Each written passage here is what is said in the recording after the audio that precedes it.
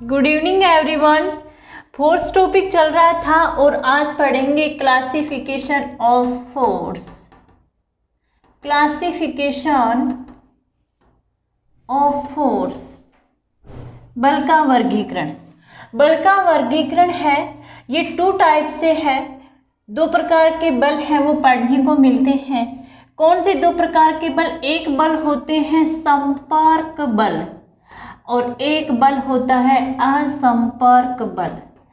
असंपर्क बल कल डिस्कस किया था कि बल क्या होता है, बल के कैरेक्टर है वो देखे ही थे विथ एग्जाम्पल एंड बल का मात्रक वगैरह वो डिस्कस किया था।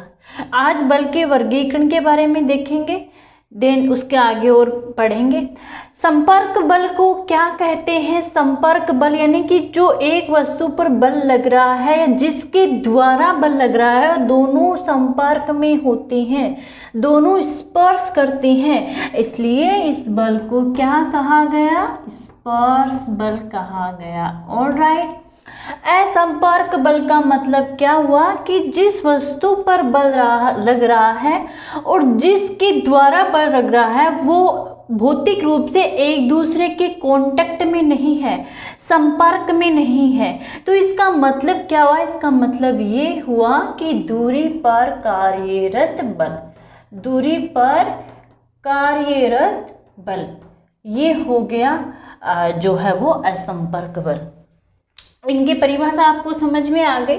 अब संपर्क बल कौन से बल होते हैं? संपर्क बल के उदाहरण के रूप में मैं आपको बताऊं तो जैसे कि वायु द्वारा आरोपित बल है, आरोपित बल संपर्क बल कहलाता है, संपर्क बल की श्रेणी में आता है। दूसरा संपर्क बल होता है जो पेशीय बल, पेशीय बल है वो संपर्क बल है वो कहलाता है। जो अदर संपर्क बल की श्रेणी में आता है दैट इज घर्षण बल, घर्षण बल। ये सब आपके सिलेबस में है, डिस्कस करेंगे आगे। असंपर्क बल कौन सा होता है? आप सभी जानते होंगे, गुरुत्व बल है उसका उसके बारे में आपने पढ़ा होगा, गुरुत्व बल है असंपर्क बल होता है। चुंबकीय बल है वो असंपर्क बल होता है। स्थिर वैद्युत बल है, स्थिर वैद्युत बल है वो असंपर्क बल की कंडीशन में, श्रेणी में वो है आता है। अब बात करते हैं असंतुलित बल और संतुलित बल। पहले देखते हैं संतुलित बल। कल मैंने आपको बताया था कि थोड़ा सा इनके बारे में डिस्कस करेंगे। क्यों डिस्कस करेंगे? क्योंकि आपके सिलेबस में बल के करैक्टर के बाद में ये दे रखा है कि पेशीय बल, घर्षण बल, गुरुत्व बल, चुंबकीय बल, स्थिर वैद्युत बल। ये 5 आपके फोर्सेस दे रखे हैं कि इनके बारे में आपको थोड़ा डिटेल से देखना है। और जब आप घर्षण बल ये पढ़ोगे तो इसमें आपको टर्म आएगी, वहाँ पे संतुलित बल लग रहा है, घर्षण होगा नहीं होगा, घर्षण का इफेक्ट पड़ेगा या नहीं पड़ेगा, इसलिए पहले आपको संतुलित बल असंतुलित बल है वो देखने की जरूरत होती है। असंतुलित बल के मैं आपको बताऊं, जैसे फॉर एग्जांपल कोई एक संदूक है, एक बक्सा है, उस बक्से का जो एक हैंडल होता है, बक्से का हैंडल में खींच के, हैंडल को पकड़ के मैं इधर खींचूं तो बक्सा इधर हो जाएगा, इधर वाले हैंडल को पकड़ के खींचूं तो बक्सा इधर खिसक जाएगा। अब अगर मेरे सामने मेरी कजिन लग जाए, दोनों हम इधर से पकड़े, मैं इधर खींच रही हूँ वो उधर खींच रही है, दोनों समान फोर्स लगा रहे हैं, तो क्या बक्सा खिसकेगा? नहीं खिसकेगा। संतुलित बल वो बल होता है, संतुलित बल वो बल होता है जिसमें किसी वस्तु पर आरोपित बल है, किसी वस्तु पर जो 2 बल आरोपित होते हैं तो वो दोनों बल समान होते हैं। संतुलित बल वह बल होता है किसी वस्तु पर आरोपित जब 2 बल समान श्रेणी के होते हैं, समान श्रेणी के बल लगते हैं तो वो फोर्स है वो संतुलित फोर्स होता है। कहने का तात्पर्य है कि संतुलित बल की क्या विशेषता हो गई कि संतुलित बल में वस्तु की गति की अवस्था में परिवर्तन नहीं होगा, गति की अवस्था में परिवर्तन। और देखिए ये अवस्था में परिवर्तन कितना काम आ रहा है, मैंने कल आपको इसके बारे में डिटेल से पढ़ाया था। गति की अवस्था में परिवर्तन है वो नहीं होगा। ऑलराइट, संतुलित बल का देखिए, संतुलित बल का यानी कि बराबर फोर्स लगा रही हैं, यानी जो परिणामी बल होगा वो क्या होगा, परिणामी बल शून्य होगा। संतुलित बल का परिणामी बल शून्य होगा, 0 होगा। संतुलित बल किसी वस्तु पर लग रहा है तो ऐसा लगता है कि मानो वस्तु इस तरीके से बर्ताव करती है कि उस पर कोई फोर्स ही नहीं लग रहा। हालांकि फोर्स लग रहा है, दोनों ओर से बराबर लग रहा है, लेकिन जब बैलेंस हो जाते हैं, फोर्स प्लस और माइनस दोनों कैंसिल हो जाते हैं, तो क्योंकि दोनों विपरीत दिशा में लग रहे हैं, तो ऐसा लगता है कि मानो वस्तु इस प्रकार से बिहेव करती है कि मानो उस पर कोई बल है वो लग ही नहीं रहा, यानी कि त्वरण है वो भी जो त्वरण है वो भी क्या होता है, शून्य होता है।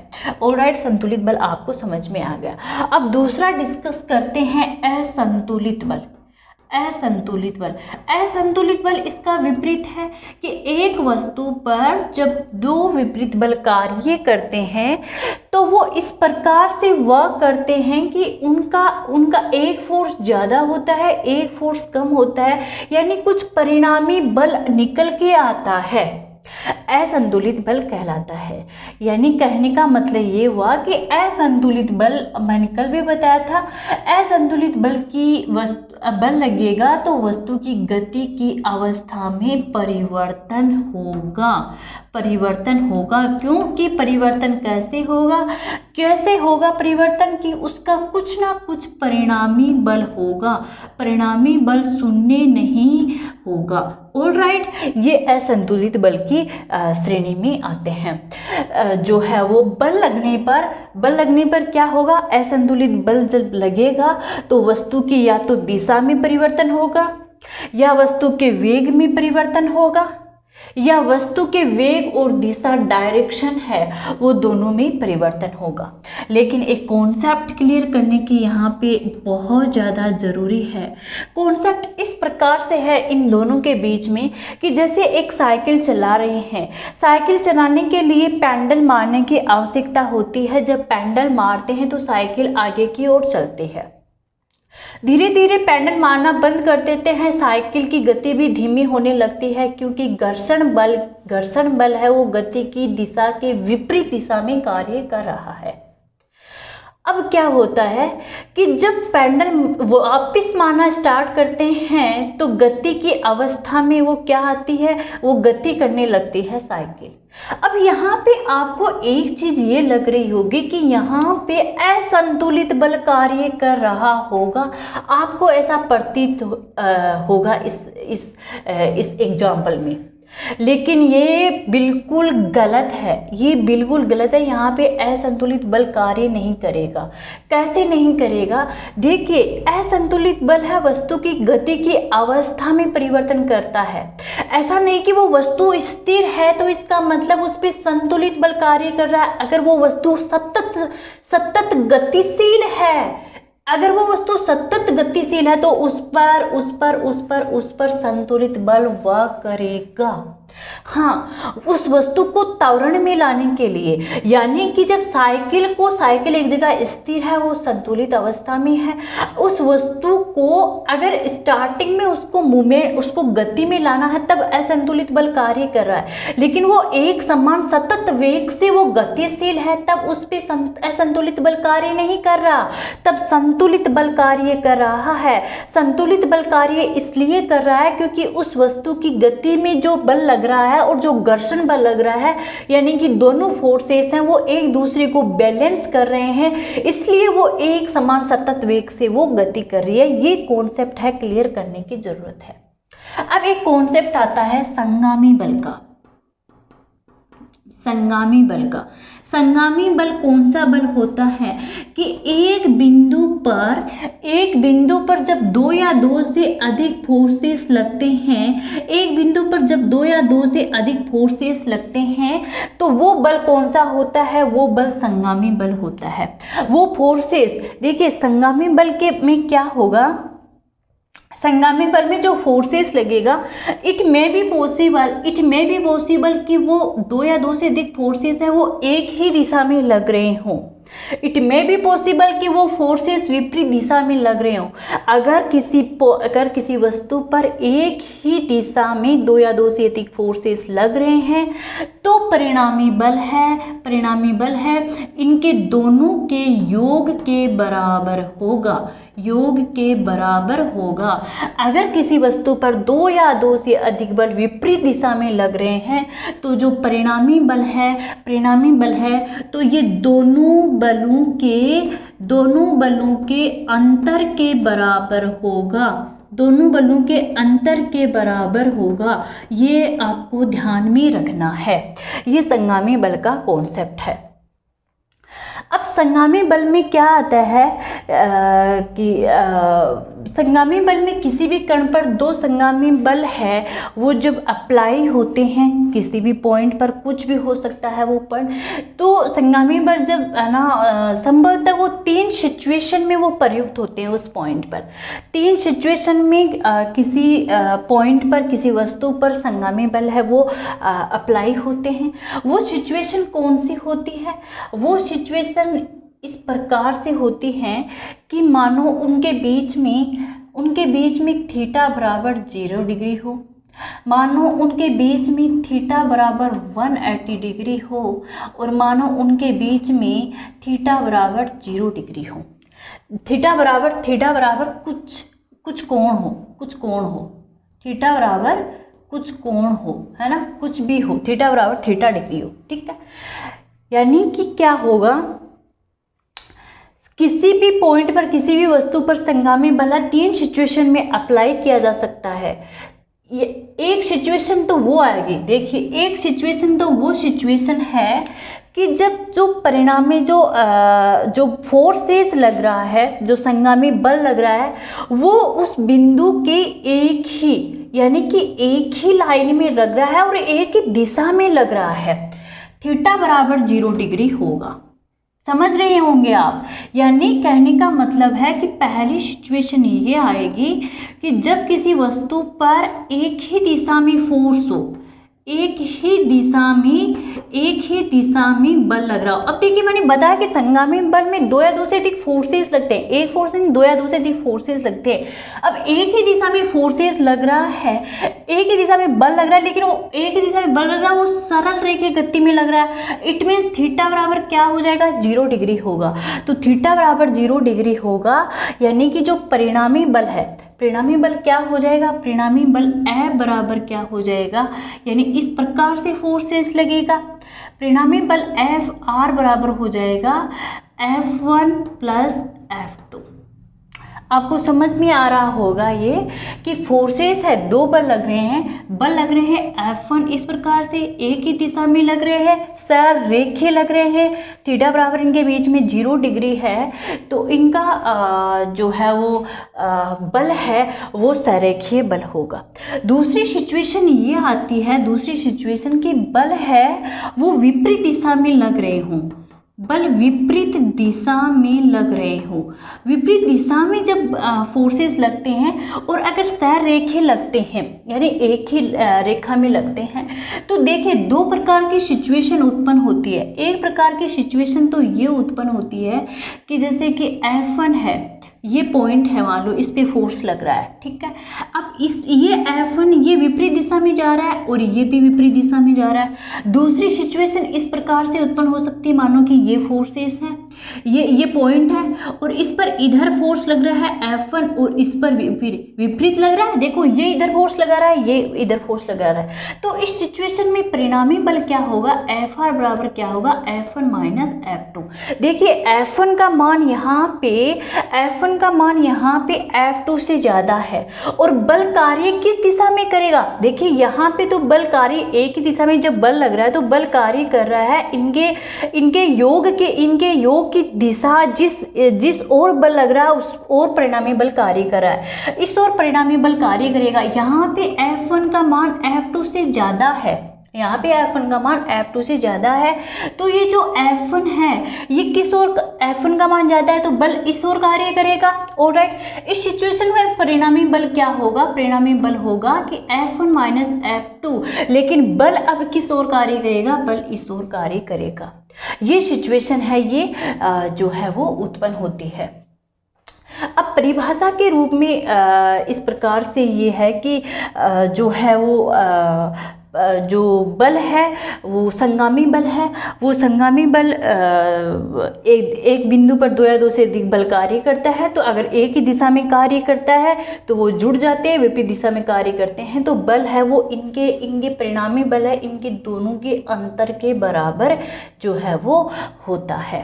अब जो सिचुएशन है कि अन्य बराबर फोर्सेस उत्पन्न की जाए, अगर इनके बराबर फोर्सेस, अगर इनमें क्या है कि बराबर विपरीत दिशा में फोर्स अगर लगाया जाए तो जो वस्तु की स्थिति बराबर विपरीत दिशा में बराबर फोर्स लगाया जाए तो वस्तु की स्थिति में कोई परिवर्तन नहीं होगा, कोई परिवर्तन नहीं होगा। क्यों परिवर्तन नहीं होगा? क्योंकि वस्तु का परिणामी वेग है वो शून्य होता है इस सिचुएशन में, और वस्तु है वो गति नहीं करती है।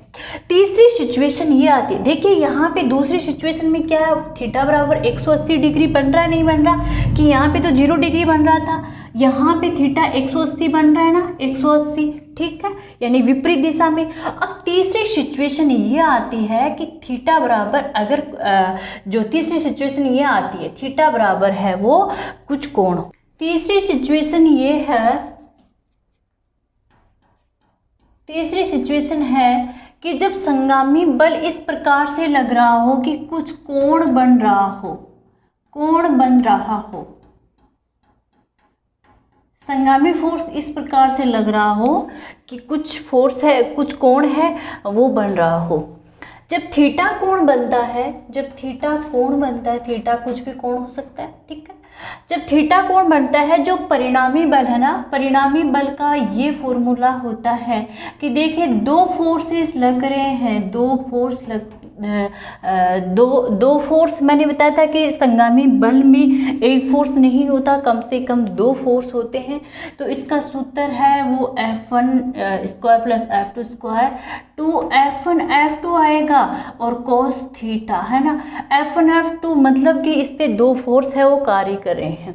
अब फॉर एग्जाम्पल मान लेके थीटा बराबर अगर 0 डिग्री हो, अगर थीटा बराबर 0 डिग्री, अब इफ मान लेते हैं कि थीटा बराबर 0 डिग्री हो, 0 डिग्री हो और कोण क्या हो, बराबर हो, ठीक है, बराबर हो, 0 डिग्री हो तो क्या होगा कि यहाँ पे कोस 0 का मान कितना होता है, कोस 0 का मान, कोस 0 डिग्री का मान होता है 1, साइन कोस टेन से कोसेक ऐसे मैथ्स में वो चलते हैं, तो जो है वो कोस 0 का मान 1 होता है। अब यहाँ पे 1 रख दो तो परिणामी बल कितना आएगा, परिणामी बल देखिए यहाँ पे मैंने बताया थीटा 0 हो, थीटा 0 यानी कोस थीटा का मान 1 आ जाएगा और बराबर हो, अब ये इसको बराबर कर देंगे है ना, तो F स्क्वायर प्लस 2FF कोस 1 आ गया यहाँ पे, तो 1 लिखने की जरूरत नहीं है, और FF इसलिए लिखा है कि यहाँ पे ये फोर्सेस बराबर दिशा में लग रहे हैं। तो परिणामी बल अंडर रूट हटाएंगे तो परिणामी बल कितना हो जाएगा, F स्क्वायर प्लस 2FF कितना हो जाएगा, ये हो जाएगा 2F, ठीक है। दूसरी सिचुएशन ये है कि थीटा बराबर कितना, यहाँ पे 0 डिग्री किया है और बराबर किया है। दूसरी सिचुएशन की अगर फोर्सेस हैं वो समकोण पर लग रहा हो, समकोण पर लग रहा हो, समकोण पर लग रहा हो, मतलब क्या हो जाएगा, जो है वो कोस थीटा क्या हो जाएगा, कोस थीटा का मान कितना है 90 डिग्री, समकोण पर लग रहा हो 90 डिग्री, और कोस 90 का मान कितना होता है 0 डिग्री, है ना, कोस 90 का मान 0 डिग्री नहीं, कोस 90 का मान होता है 0, ठीक है। अब इस जो ये कोस 90 है यानी 0 का मान इस फॉर्मूले में रख देंगे, इस फॉर्मूले में रख देंगे, और प्लस में साथ में क्या है, देखिए यहाँ पे ये जो है वो कोस का मान समकोण पर कार्यरत है, तो इस फॉर्मूले में रख कर देखते हैं F1 प्लस F2 स्क्वायर, यहाँ कोस 90 जीरो रख रहे हैं तो ये जीरो हो जाएगा, पूरा जीरो हो जाएगा। अब सिचुएशन इस पे ये अप्लाई करते हैं, अगर ये फोर्सेस बराबर लग रहे हो, अगर बराबर लग रहे हो ये फोर्सेस, तो क्या होगा, परिणामी बल का मान कितना हो जाएगा, ये √F + F, ठीक है। ये फोर्सेस बराबर लग रहे हैं, बराबर कितना हो जाएगा, 2√F, ठीक। अब अगली सिचुएशन ये आती है कि जब संगामी बल है, ये देखो ये 0 डिग्री पर लगा, ये समकोण पर लगा, और जब संगामी बल है वो विपरीत दिशा में लग रहा है, यानी कि विपरीत डायरेक्शन पर विपरीत दिशा में लग रहा है, यानी कि थीटा बराबर 180 डिग्री पर लग रहा है, तो कोस थीटा का मान कोस 180 डिग्री का मान होता है -1। ये आपको याद ही रखने होंगे। अब -1 का मान है, इस फॉर्मूले में रख देते हैं परिणामी बल वाले में, तो ये, और अगर ये मान भी क्या है, ये बराबर है ना, 180 डिग्री हो और ये क्या हो, बराबर हो, फोर्सेस लग रहे हो बराबर हो, तो परिणामी बल में जो ये फॉर्मूला है इसमें ये रख देते हैं, तो ये F² + F², यहाँ -1 रखते हैं, तो ये कितना 2FF - 1, ठीक है, ये रखते हैं तो ये कैंसिल हो जाएगा, कितना आएगा, 0, है ना। इसका इस जो परिणामी बल है उसका आएगा, उसका मान आएगा जो है वो 0। इस प्रकार से जो किसी पॉइंट पर अगर किसी वस्तु पर फोर्स संगामी बल लग रहा है तो वो 3 सिचुएशन में अप्लाई होता है। तीसरी सिचुएशन है कि किसी कोण पर अगर फोर्सेस लग रहा है, इट में भी पॉसिबल वो कोण 0 डिग्री हो, इट में भी पॉसिबल वो कोण 90 डिग्री हो, इट में भी पॉसिबल वो कोण 180 डिग्री हो। तो इस प्रकार से जो है संगामी बल का कॉन्सेप्ट है ये कंप्लीट होता है। अगले लेक्चर में कल डिस्कस करेंगे पेशीय बल है, उससे स्टार्ट करेंगे। तो पढ़ते रहिए, मेहनत करते रहिए। All the best.